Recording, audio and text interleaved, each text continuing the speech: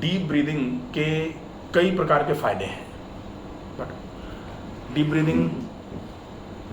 Breathing के format में ही क्यों करें, क्यों इसको भस्त्रिका के फॉर्मेट में करने से उतना फ़ायदा नहीं मिलेगा जितना डीप ब्रीदिंग के फॉर्मेट में करने से मिलेगा, क्यों प्राणायाम में कुंभक में अंतः कुंभक और बाह्य कुंभक का उपयोग कराया गया। प्राणायाम का मतलब तो कुंभक भी तो होता ही है ना भाई, पूरक, रेचक और कुंभक, तो इसको ऐसे बोला जाना चाहिए, पूरक, कुंभक और रेचक, ठीक है। मतलब कुंभक मतलब रोक देना।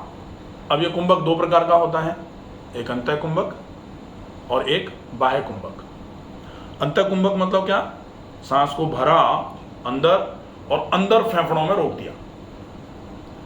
अंदर फेफड़ों में रोक दिया मतलब फेफड़े क्या हैं, फेफड़े एक तरीके से एक सोखता जैसे हैं, जैसे सोखता होता है ना स्पॉन्ज,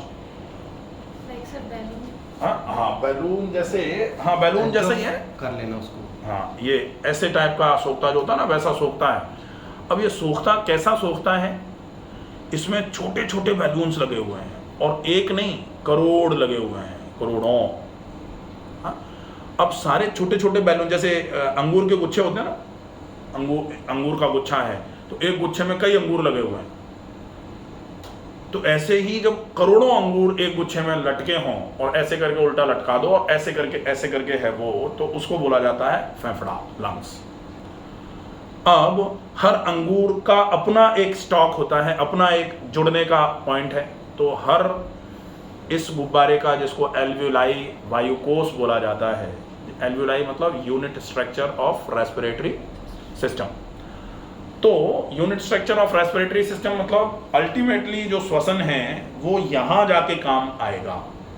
आपने नाक से सांस भरी, नेजोफेरिंक्स में होते हुए यहाँ से ट्रैकिया में श्वास नली में गई और यहाँ आकर के सेकंड कॉस्टल कार्टिलेज जो होता है ना, यहाँ से दो में डिवाइड हो जाती है ये नली और दोनों फेफड़ों में इस तरीके से चली जाती है।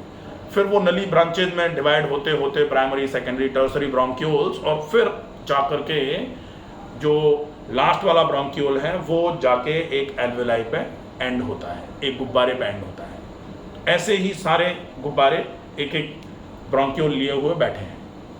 अब गुब्बारे का क्या काम है, जैसे सांस यहाँ से भरी और यहाँ ये फूला,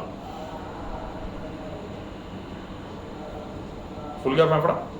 अब फेफड़ा फूला मतलब एक फेफड़े मतलब वो सारे एल्वेलाई फूले, सारे एल्वेलाइज में हवा पहुंच गई और उन सारे एल्वेलाइज के आसपास रहती हैं खून की नलियां, और उन खून की नलियों में वो कौन सी नलियां हैं, जो हार्ट से डीऑक्सीजनेटेड ब्लड लंग्स में लेके आई हैं। डीऑक्सीजनेटेड मतलब जिनमें ऑक्सीजन नहीं है उस ब्लड में, वो नलियां जो हार्ट से ब्लड को लेके आई फेफड़ों की तरफ, जिसमें ऑक्सीजन नहीं है, कार्बन डाइऑक्साइड है, कार्बोक्सी हीमोग्लोबिन वाला ब्लड लेके आई। अब वो नलियां हैं और यहाँ ऑक्सीजन आपके इस फेफड़े में पहुँच गई, ये नलियां हैं, इसमें कार्बन डाइऑक्साइड है, खून है, ये है वायुकोश, इसमें ऑक्सीजन पहुँच गई। ऑक्सीजन यहाँ से निकल के इस खून में चली जाएगी और कार्बन डाइऑक्साइड इस खून से निकल के इस एल्वेलाई में आ जाएगी, इस गुब्बारे में आ जाएगी। इसको क्या बोला जाता है, गैसियस एक्सचेंज। अब गैसियस एक्सचेंज कब होगा, मानो ट्रक है आपके पास और एक जगह जहां उस ट्रक में से कुछ लेना है, वहां उतारना है फैक्ट्री में, और फैक्ट्री से कुछ रॉ मटेरियल लेकर के ट्रक में चढ़ा देना है, लोडिंग अनलोडिंग दोनों होने हैं। अब ट्रक जा रहा है और वापस आ जा रहा है, जा रहा है और वापस आ जा रहा है, तो क्या होगा, ना तो जो ट्रक में है वो नीचे उतर पाएगा, ना वहां से कुछ चढ़ पाएगा ट्रक में, और ट्रक की स्पीड बढ़ा दो, गया वापस, तो फिर जाने आने से थोड़ी माल अनलोड और अपलोड होगा। तो वहाँ ट्रक को थोड़ी देर रोका जाए, उस ट्रक के वहाँ रोकने को बोला जाता है कुंभक, अंतः कुंभक। अंतः कुंभक वहाँ किया, थोड़ी देर वहाँ रुका। अब जितनी देर में रुका उतनी देर में ट्रक का सारा माल खाली करके ट्रक में चढ़ा दिया।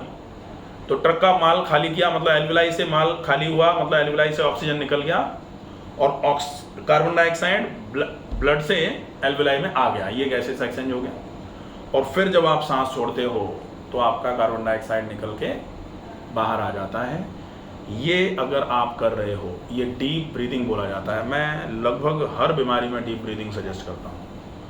तो हर बीमारी में डीप ब्रीदिंग, लोग ये भी कह सकते हैं कि आपको शायद और कुछ आता नहीं, आप तो केवल डीप ब्रीदिंग बोलते हैं। नहीं, मुझे सर फायदा लगा, मुझे नींद इसी की वजह से आने लगी है। तो नहीं, मैं जनरली बोल रहा हूँ, लोगों को लग सकता है, आपको नहीं लग रहा।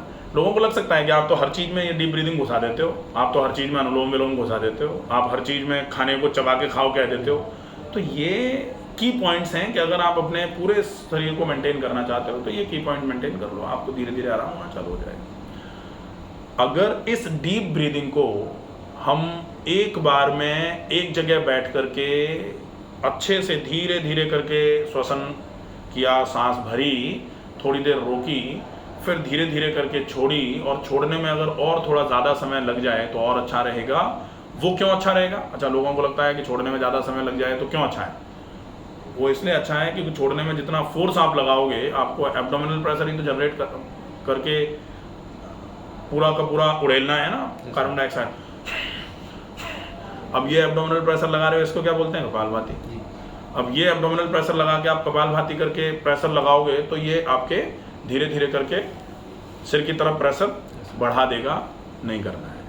हाँ सर, मैंने किया था ये करीबन 1 साल पहले किया था, उसमें मुझे और प्रॉब्लम हुई। हाँ, होगी डेफिनेटली, पेट में भी होगी, सीने में भी होगी, लेकिन ये है उड़ेलने का काम, मतलब कपालभाति करना है अच्छा, तेजी से फेंकना बाहर, तेजी से फेंकना। लेकिन वो आपके लिए कब आपके लिए अच्छा है ये देखना पड़ेगा आपको। भरे पेट में, पेट पत्थर की तरह पड़ा हुआ है, जो कहा जाता है ना कि सिर ठंडा, पेट नरम और पैर गर्म। पेट नरम होगा ऐसे केस में आप कपालभाति करो तो ठीक है। अब पेट तो बेचारा टाइट पड़ा हुआ है, लिवर को बेचारे को जगह नहीं मिल रही, वो तो फैल फैल के दूसरे की जगह में अतिक्रमण कर रहा था। स्टमक डिस्टेंशन की वजह से, पेट में गैस भरने की वजह से उसने आंतों को दबा रखा है। आंतों में भी बेचारे सूजन पड़ी हुई है, तो आंतें किसी दूसरे चीज़ में ही प्रेशर डाल रही है। आंतें प्रोस्टेट पे प्रेशर डाल रही हैं, या फिर आंतें यूरिनरी ब्लैडर पे प्रेशर डाल रही हैं, मेल फीमेल। फीमेल हैं तो आंतें यूट्रस पे प्रेशर डाल रही हैं, जिसकी वजह से कभी कभी इतना ज़्यादा प्रेशर आ जाता है कि या तो यूरिनरी इनकॉन्टिनेंस होता है या फिर यूट्राइन प्रोलैप्स होना चालू हो जाता है, बच्चेदानी निकलना चालू हो जाती है गैस की वजह से। तो पेट को नरम करना है पहले, और नरम करने के बाद फिर अगर आपके लिए सजेस्टिबल है, आपके लिए एडवाइजेबल है, तो कपालभाति का अभ्यास आपके लिए ठीक रहेगा। तो क्या करना है इसका बहुत ध्यान रख के करोगे तो आपको आराम होगा, अदरवाइज नुकसान, उसी चीज़ का नुकसान होगा। तो गड़बड़ियाँ भी हो सकती हैं अगर मिस्टेक्स करी तो, ठीक है। फिर ये डीप ब्रीदिंग जो है, इस डीप ब्रीदिंग को कोशिश करके आप एक बार में कम से कम 100 बार कर दो। तो ये जो है, ये डीप ब्रीदिंग से आपका एक तो खून में ऑक्सीजन आपने पहुंचा दिया पूरे में। जो खून फेफड़ों पर आया उद्देश्य तो यही था कि ऑक्सीजन ले आएंगे, लेकिन बेचारा आया और हताश हो गए, निराश हो गए, फिर लौट गया क्योंकि उसको मिला ही नहीं। अब किसी को अस्थमा है तो वो तो अस्थमा में तो ऑक्सीजन के लिए भड़बड़ाई हुई रहती हैं जो भी कोशिकाएं हैं पूरे शरीर की। तो अस्थमा के केस में बाल से लेकर के एड़ी तक पूरा शरीर थका थका रहता है। अब किसी को पेट में बहुत गैस बनती है जिसकी वजह से फेफड़ों पे प्रेशर पड़ा हुआ है, और फेफड़ों पे प्रेशर पड़ा हुआ है तो सांस रोकने में बन ही नहीं पा रही, सांस रोक ही नहीं सकते, सैलो ब्रीदिंग हो गई, आप तुरंत सांस भरते हो, तुरंत इस छोड़ के दोबारा भरनी पड़ती है। तो वो जो है, ऐसे सारे केसेस में ये डीप ब्रीदिंग आपके लिए रामबाण इलाज जैसा साबित होगा। लेकिन डीप ब्रीदिंग करने के पहले भी आप पेट को साफ कर लो, ताकि पेट नरम रहेगा, तब डीप ब्रीदिंग में आपको मजा आएगा। और डीप ब्रीदिंग का मतलब कंबाइंड ब्रीदिंग होती है, इसको अपन महा प्राणायाम भी बोल सकते हैं। इसमें क्या होगा कि आपका क्लेविकुलर ब्रीदिंग भी होगी, थोरेसिक ब्रीदिंग भी होगी और एब्डोमिनल ब्रीदिंग भी होगी। 3 तरीके की ब्रीदिंग होती है ना। तो क्लेविकुलर मतलब कंधे ऊपर, थोरेसिक मतलब सीना बाहर, और एब्डोमिनल मतलब पेट बाहर। हाँ, ये